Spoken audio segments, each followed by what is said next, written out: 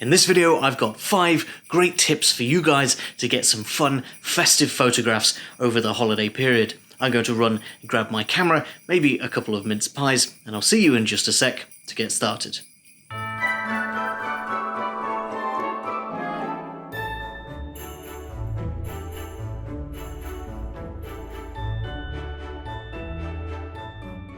Hi guys, I'm Ben from Adaptalux and Merry Christmas. I hope you're all having a really nice festive period. I hope you've got lots of presents under the tree, maybe even some photography gear.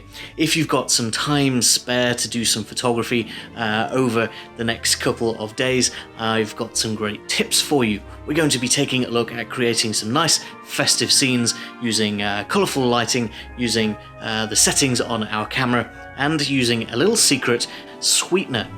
I'm going to jump right in with my first tip. My first couple of tips are all about colour and mood and feeling. So my first tip is going to be about the colour of your light. Christmas is a very colourful time of year. You can see my tree behind me, lots of red, lots of green, some gold, lots of white. It's all quite warm, festive colours. So I recommend putting some festive, warm colours into your photographs. With the Adaptalux Studio, we have colour filters and coloured lighting arms. These can be really handy for adding a little bit of extra warmth into your images. If I plug in a white lighting arm into my Adaptalux Studio control pod here, you can see that we've got some nice bright white light. When you put this into your photographs, it's going to light them really well. However, it's going to have a very cool look to it. This is a white that we call cool white. It's at 5,700 Kelvin. If I plug in an orange light, you can see that it's a much warmer colour compared to that white. Now, you can use this to your advantage when you're putting together little festive scenes. If you're photographing, say, a pine cone, which is a really great little subject for shooting at Christmas time, you can add a little bit of orange light to make it look a little bit warmer, a little bit more cozy, and a little bit more festive. Now, moving on from using the colour of our light to affect our images, we can also use our colour temperature.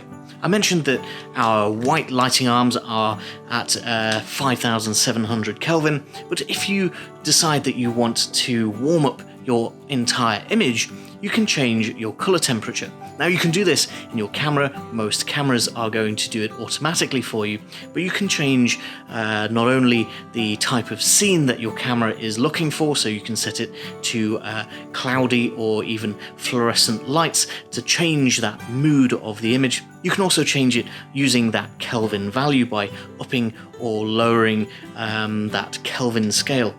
Doing this is going to make your image look bluer, colder, or a lot more orange, warmer. This can be really great to play around with when you're taking festive shots. If you want a nice indoor scene to look cozy, you might want to up your yellows and your oranges in your shot to make it look a little bit warmer. I recommend thinking about this while you're taking your photographs so that you can play around with it during the process or afterwards as well. Tip number 3 is not going to be for everyone, it's down to personal preference, but it's something that I like to do when I'm shooting a nice festive macro scene. I like a nice soft focus. If I'm trying to make something look very cozy, I want all of the background to be nice and blurry, even the foreground as well. It makes things feel a little bit more warm and fuzzy for me. Now, macro has a very narrow depth of field at the best of times, but rather than trying to combat that as usual, I'm going to lean into it and try and take my shots in a very warm and fuzzy way, making a use of that depth of field rather than trying to eliminate it entirely. If you agree with me about tip number 3, you're going to like tip number 4. Shooting with a shallow depth of field means that we're going to have a lot of bokeh in the foreground and in the background of our images. One thing that is abundant at Christmas time is a lot of Christmas lights. Lots of sparkly, shiny objects and twinkling lights make for amazing bokeh. If you're going to be shooting small objects, try and place them in a way that has, say, your Christmas tree as the background. A nice out of focus background behind your subject is going to give you all of these great big bokeh balls shining and glistening in the background. I recommend even shooting on your tree. You can get some really great shots of bokeh in the foreground and the background of your baubles. We did a video this time last year looking at the best way to take your shots to make the most of your bokeh. I'm going to link that video up in the top right hand corner now, so you can go and check out how to get some Christmassy bokeh in your shots. And that brings us to tip number 5, which is my favourite by far. This is a really nice little trick that you guys can use to create some really nice festive scenes. Using some small objects like pine cones and greenery, whatever you're shooting with your macro lens at Christmas time, you can add a little bit of snow.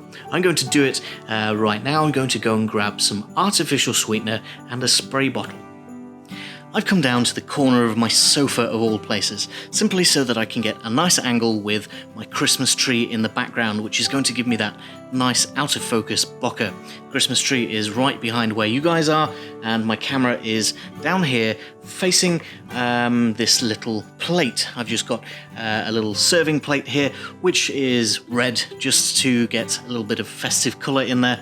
And I've got a mince pie and some various other little festive doodads on here, including a little bit of greenery and a pine cone as well. I've got a garland with some nice little berries on there, and I'm just going to be shooting these using the tips that we've already seen. So I've got my Adaptalux Studio up here, I've got an orange colour filter on a white lighting arm, and then I've got just a standard white lighting arm for a little bit of contrast. I'm going to be playing around with my colour temperature, starting at that 5700 Kelvin, and then I'm going to move up and down there to see what kinds of different effects and what works best with my orange light.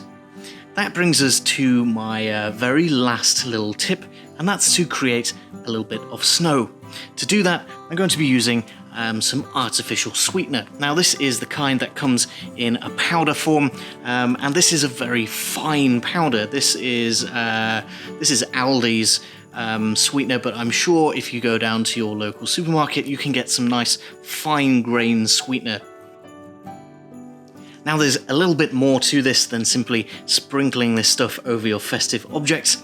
I'm going to be using a spray bottle with a little bit of water just to dampen my objects, so that my sweetener starts to stick to them. It looks a little bit like snow falling onto slightly warmer objects. It melts just a little bit, it will start to dissolve in the water, but then it will start to pile up. This looks really great in macro, and it's something that you can't really emulate very well without getting actual snow. So I'm pretty happy with the effect that it's creating. I will warn you, it's very sticky. Don't do this on anything that you're planning to reuse, because your hands will get very sticky, your objects will get very sticky. My pine cone is actually stuck to my plate right now. It's not something that you want to do with food that you're going to eat unless you really like your mince pies very sweet.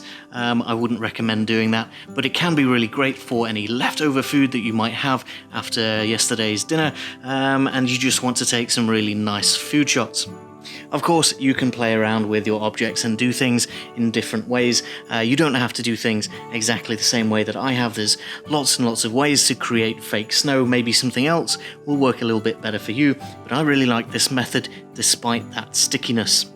So there you have it, guys. That's 5 tips for creating nice, warm, festive macro photography at home, and I hope you've got some time over the next few days to try some of these tips out. Maybe use some of the new equipment that you hopefully got underneath the Christmas tree this year. That's all I've got time for now, but make sure to let me know down in the comments what you got for Christmas, what you've been using it on, and whether or not you've used any of my tips. If you have, make sure to give the video a like and hit subscribe for lots more macro photography tutorials, ideas and inspiration coming in the year 2021. I, for one, will be glad to see the back of 2020. For now though guys, thank you very much for watching, and I'll see you next time.